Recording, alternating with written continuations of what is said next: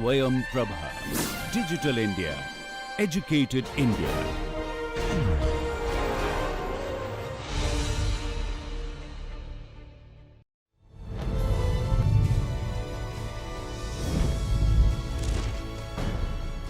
Yoga Karmasu Kaushalam.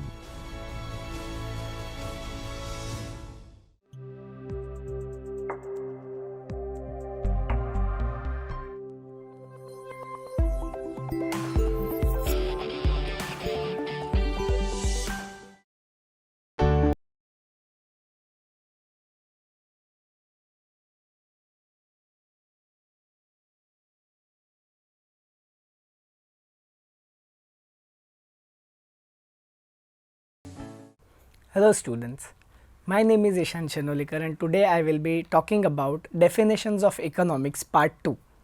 Let us start with the objectives of the session. We will understand the evolution of economic definitions from classical to modern perspectives. We will identify and explain key concepts like scarcity, opportunity cost and economic growth. Further, we apply economic reasoning to real world business decision making and various scenarios. Then we analyze the role of data and behavioral insights in modern economics. Further, we recognize the relevance of economics in strategic business planning and policy. All these definitions cover the latest given definitions in economics. Let us start with the first definition, which is the scarcity definition given by Lionel Robbins. So, if we look at the definition given by this author, he says, economics is the science which studies human behavior as a relationship between ends and scarce means which have alternative uses. This definition is extracted from an essay on the nature and significance of economic science published in 1932. Let us try and understand the features of definition given by Robbins. First is scarcity and choice. So, Lionel Robbins' definition marks a significant departure from the earlier views which we studied in part 1 that confined economics to wealth and material welfare. Instead, Robbins emphasized that central problem is scarcity. In every society, resources such as time, money, raw materials, labor, technology and so on are finite in nature. However, human wants on the other hand are virtually limitless.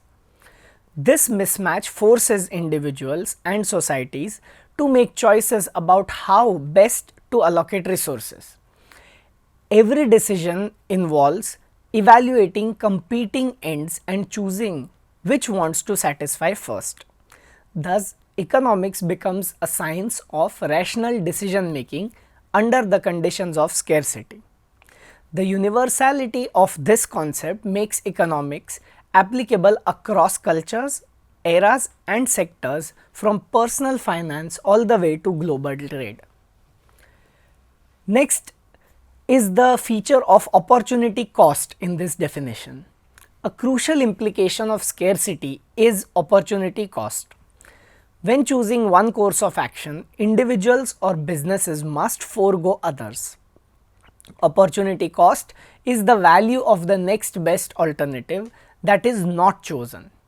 For instance, a student who chooses to spend time studying economics could instead have used that time earning money through part-time work or studying a different subject. By highlighting this trade-off, Robbins' definition brings attention to the fundamental nature of choice in economics. Understanding opportunity costs helps individuals and businesses allocate resources efficiently, avoid waste and evaluate the real cost of their decisions in terms of foregone opportunities. Robbins insisted that economics should be a value neutral or positive science. That means economists are not in the business of prescribing what individual societies ought to want. Instead, they study how people actually behave and how scarce resources are allocated. This distinction separates economics from ethics or political philosophy. It allows economists to focus on objectively analyzing facts, drawing logical conclusions, and evaluating outcomes based on efficiency and resource use without making moral judgments. This scientific neutrality helps maintain the credibility and universality of economic analysis. Universal application is the next feature. One of the most far-reaching aspects of Robbins' definition is its application beyond the realm of money or markets. Economics, under his view, applies to all human behavior involving decision making and choice. Whether it's an individual deciding between leisure and work, a family choosing how to spend its income, a company allocating its investment funds, or a government prioritizing public health over infrastructure spending, economic reasoning is involved. This broad applicability enhances the scope of economics, making it relevant not just for business professionals but also for policymakers, educators, and anyone interested in understanding human behavior. For example, imagine a company with a limited annual budget. Management must decide whether to allocate more funds to research and development or to marketing. Investing in research and development might improve product innovation, leading to long-term competitive advantage, while marketing might boost immediate sales and increase market share. The firm must analyze not only potential outcomes but also the relative return on investment from each option. This scenario involves applying economic principles such as opportunity cost, what is sacrificed by not choosing the alternative by definition, and marginal analysis, which means evaluating the additional benefit from each additional unit of spending. By quantifying trade-offs and outcomes, economists aids in rational business decision making. Let us look at a case study to understand this entire idea and definition. The case study is Coca-Cola versus Pepsi. So, as soda consumption declined due to increasing health consciousness among consumers, both Coca-Cola and Pepsi faced the issue of declining core product sales. With limited financial and managerial resources, both companies needed to decide how to diversify their portfolios. Coca-Cola opted to expand its offerings into bottled water, tea, and energy drinks, most notably acquiring a stake in Monster Beverage Corporation. On the other hand, PepsiCo pursued diversification through its acquisition of Quaker Oats, which included healthy cereals and snacks, and Tropicana, which are fruit juices, thus moving into health-conscious consumer products. These strategic choices reflect Robbins' principle of scarcity of capital, alternative uses, and decision making based on expected returns. Each company evaluated its brand strength, distribution channels, and long-term market trends to optimize the use of limited resources and reposition its portfolio for future growth. Now, what is the importance of this definition for the BBA students? Robbins' definition highlights that resources are limited while human wants are unlimited. This helps BBA students grasp why businesses must prioritize and make careful choices to allocate scarce resources efficiently. The next is foundation of opportunity cost. Understanding opportunity cost teaches students that every decision involves trade-offs. This is essential for evaluating alternatives, optimizing budgets, and making sound financial and strategic decisions. Robbins emphasizes economics as a positive science focused on facts, enabling students to analyze business problems logically and without bias, which is vital for effective decision making. Economic reasoning applies to all areas of business, from marketing to operations, helping students develop versatile skills to handle diverse managerial challenges. Examples like Coca-Cola and Pepsi show us how scarcity influences strategic decisions, teaching students how companies balance limited resources to achieve growth and adapt to market changes. Now let us move to another definition, which is called the growth oriented definition given by Paul Samuelson in 1948. So as the definition goes, it is as follows. Economics is the study of how people and society end up choosing, with or without the use of money, to employ scarce productive resources over time to produce various commodities and distribute them for consumption now and in the future. This definition is extracted from Economics, an introductory analysis published in 1948. Let us look at the features of this definition. Unlike Robin's static analysis focused on current choices, Samuelson introduced a dynamic element into economic theory. His definition emphasizes that decisions taken today have consequences that extend far into the future. For example, when a government decides to invest in public education or infrastructure, the impact of such investments is not immediate but rather unfolds over decades. These long-term effects, such as increased productivity, social mobility and environmental sustainability, are central to Samuelson's understanding of economics. This dynamic outlook encourages planners, policymakers and managers to think beyond short-term goals and consider the intertemporal effects of their decisions. Samuelson's economics highlights that modern economies are not just about allocation, they are also about expansion. Economic growth involves increasing an economy's capacity to produce goods and services over time, which leads to higher income levels, employment opportunities and improved standard of living. Samuelson's models often deal with how variables like saving, investment, technological change and human capital contribute to sustained economic growth.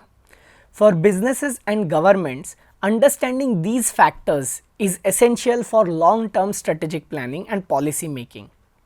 Scientific and mathematical approach is also one important feature of the definition. One of the Samuelson's definition's most important contribution was to formalize economics through mathematical modeling. He introduced tools like equations, graphs and optimization techniques to describe and predict economic behavior.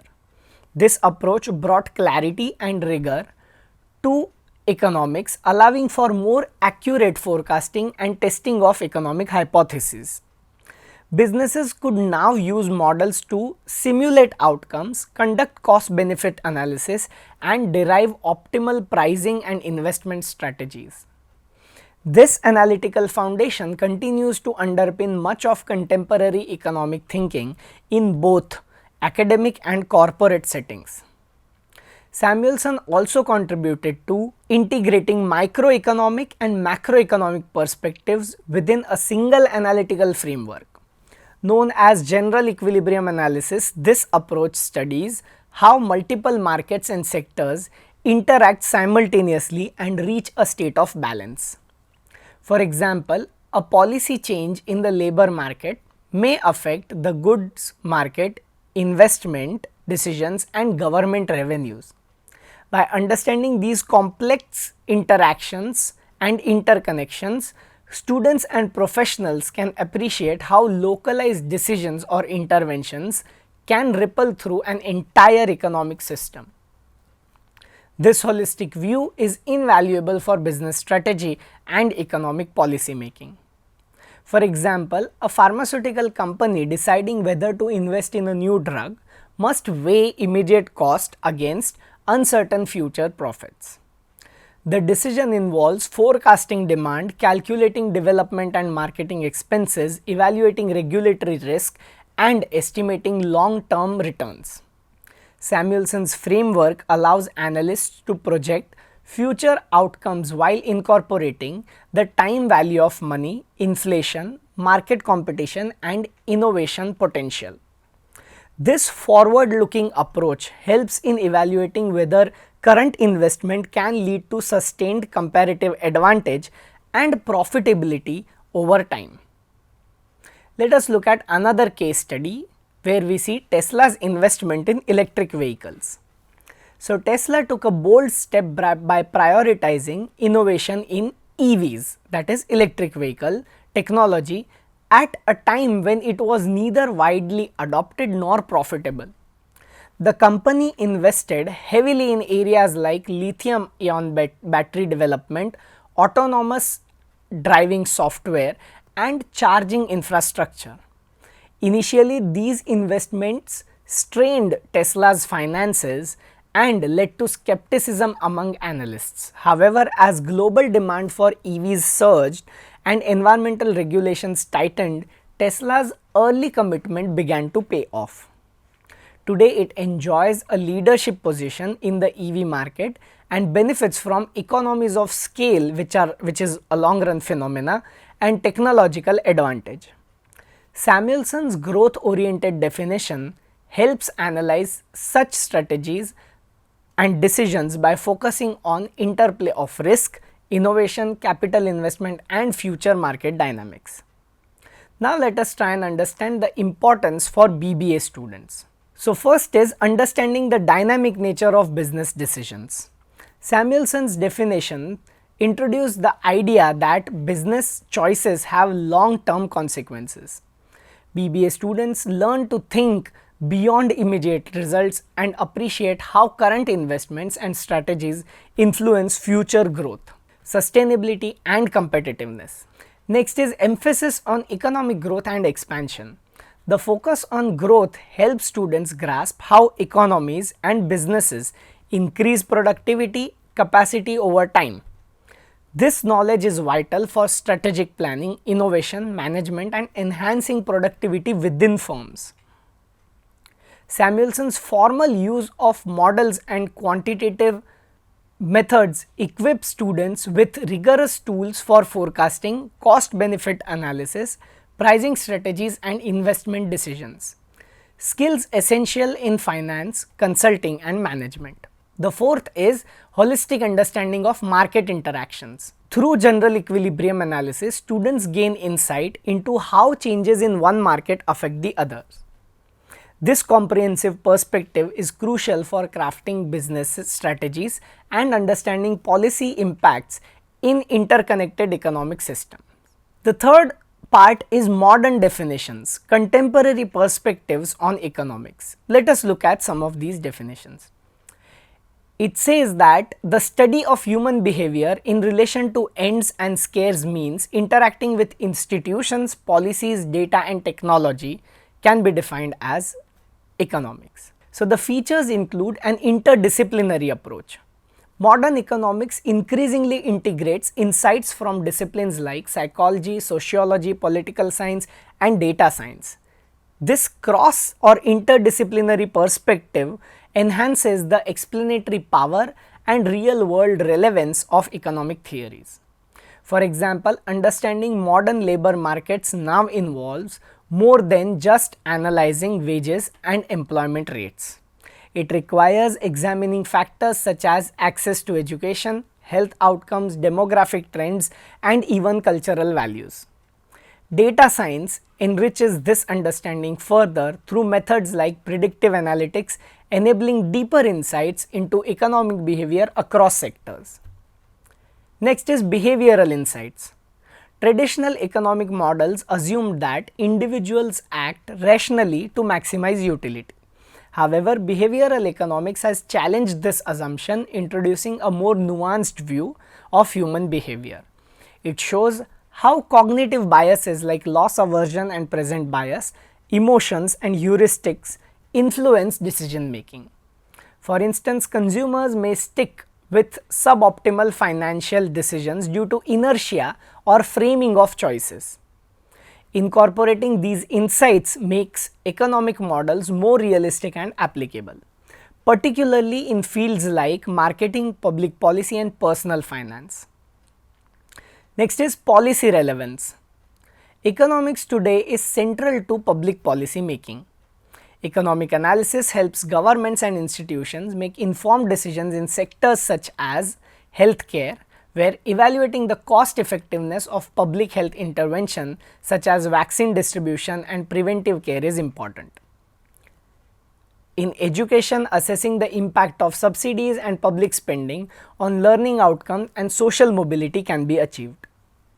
Designing mechanisms like carbon pricing and pollution permits to address climate change tackles the aspect of environment. In terms of inequality, exploring policies like progressive taxation or universal basic income to reduce economic disparities is included. In each area, economics offers tools to weigh trade-offs, forecast impacts, and promote efficient, equitable outcomes. Let us now look at the importance of data-driven decision making. With the growth of digital infrastructure and computational power, economics is now data-intensive discipline. Large data sets and real-time information allow economists to track economic indicators with greater accuracy. Further, apply econometric techniques to uncover causal relationships. Also use machine learning to detect patterns and forecast trends. Businesses and governments increasingly use dashboards, simulations, and scenario analysis to guide their decisions. For instance, central banks use high-frequency data and inflation models to set interest rates, while companies use consumer analytics to optimize pricing strategies. Let us look at an example. Despite extensive financial literacy campaigns and tax incentives, many individuals fail to save adequately for retirement. Behavioral economics explains this puzzles through concepts like inertia and choice architecture. Policies such as automatic enrollment in retirement plans with an opt-out option have been found to significantly increase saving rate compared to simply providing information. This illustrates how understanding behavioral tendencies can lead to more effective policy and business strategies, such as designing better employee benefit programs and customer engagement tools. Let us look at a case study. India's clean cooking fuel initiative called Ujjwala Yojana, launched to address indoor air pollution and improve women's health in rural India. The Ujjwala Yojana subsidized LPG connections for poor households. Economists studying the program evaluated not just the supply and distribution logistics, but also behavior aspects like fuel usage patterns and social perceptions. Adoption was initially high due to subsidies, but sustained usage depended on factors like household habits, refilling costs, and peer influence, which gives us a behavioral perspective. Looking at the policy design, insights led to complementary nudges such as SMS reminders and community engagement. Now focusing on welfare analysis, the program was evaluated using tools from welfare economics showing positive impacts on time saving, health outcomes, and labor force participation. This case illustrates how interdisciplinary and behaviorally informed economic analysis can improve the effectiveness of a public policy. If we look at the importance for BBA students, then the interdisciplinary insights where we combine psychology, sociology, and data science to better understand real world scenario is very useful. Behavioral economics highlights human biases and decision making patterns, improving strategies in marketing, finance, and policy design. Policy impact equips students to analyze the design effective policies in health, education, environment, and inequality using economic tools. Data-driven skills develop the ability to use big data, econometric methods, and machine learning techniques for forecasting, optimization, and strategic business decisions.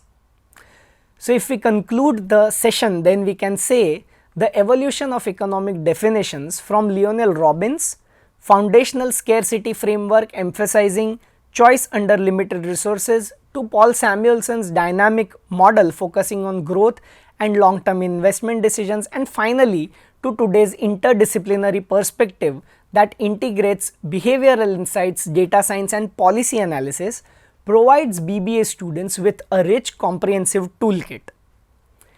This progression equips them to better understand complex business environments, make informed decisions, and apply real world economic reasoning across real world scenarios and challenges. I hope you understood the definitions and enjoyed the session. Thank you so much.